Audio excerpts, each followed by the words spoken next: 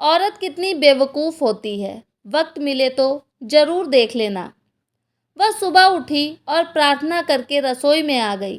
चाय के लिए चूल्हे पर पानी रखा, फिर बच्चों को जगाया ताकि वे स्कूल के लिए तैयार हो सकें। रसोई में जाकर चाय बनाई और अपने सास ससुर को दे दी। फिर उसने अपने बच्चों के लिए नाश्ता बनाना शुरू किया। बच्चे जब तैयार हुए तो उन्होंने नाश्ता किया और उसने बच्चों का लंच बनाया। इसी बीच बच्चों की वैन आ गई। बच्चों को स्कूल भेजकर टेबल से बर्तन समेटे। इसी बीच पति ऑफिस के लिए तैयार होने गए तो उनकी ज़रूरी चीज़ें निकाल कर दे दी।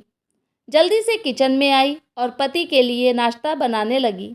एक पराठा और अंडा अभी बना ही था कि छोटी नंद रसोई में आई और यह कहकर नाश्ता ले गई कि मुझे कॉलेज जाने में देर हो रही है। उसी समय देवर भी यूनिवर्सिटी जाने को तैयार हो गया। जल्दी से पति और देवर के लिए नाश्ता बनाया और मेज पर रख दिया। 9 बजे पति ऑफिस गया तो उसने आकर टेबल से बर्तन उठाकर सास और ससुर के लिए नाश्ता बनाया।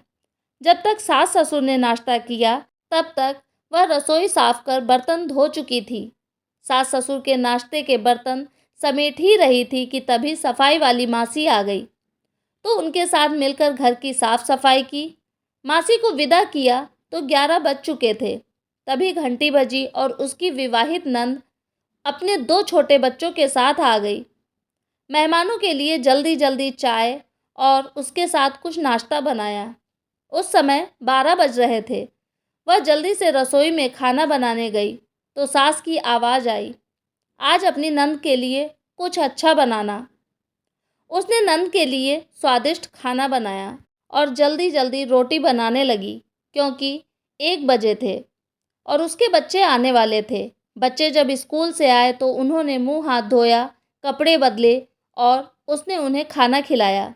तभी कॉलेज से छोटी नंद भी आ गई और देवर भी वापस आ गया।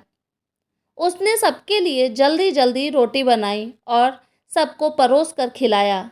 जब सब खाकर उठे तो 3 बज चुके थे और उसे अचानक भूख लगी। उसने मेज पर हॉटपॉट में देखा और एक भी रोटी नहीं बची थी। वह सब बर्तन समेट कर रसोई में जा ही रही थी कि उतने में उसका पति घर में दाखिल हुआ। उसे देखकर पति ने कहा, मुझे बहुत भूख लगी है, जल्दी से खाना निकालो। वह झट से रसोई में गई और अपने पति के लिए रोटियां और कुछ सब्जी बनाने लगी।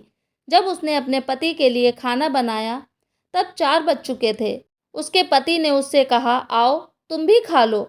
उसने आश्चर्य से पति की ओर देखा क्योंकि उसने सुबह से कुछ नहीं खाया था। वह पति के साथ खाना खाने बैठ गई।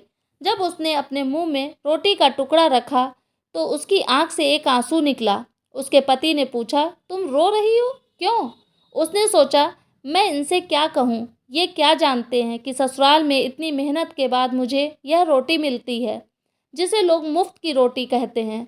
उसने अपने पति को उत्तर दिया, कुछ नहीं। उसके पति ने कहा, स्त्री कितनी बेवकूफ़ होती है, किसी कारण के बिना भी रोने लगती है। दोस्तों, वीडियो पसंद आया हो तो लाइक और शेयर कीजिएगा। चैनल पे नए हो तो सब्सक्राइब कीजिएगा। वीडियो पूरा देखने के लिए आपका बहुत बहुत धन्यवाद।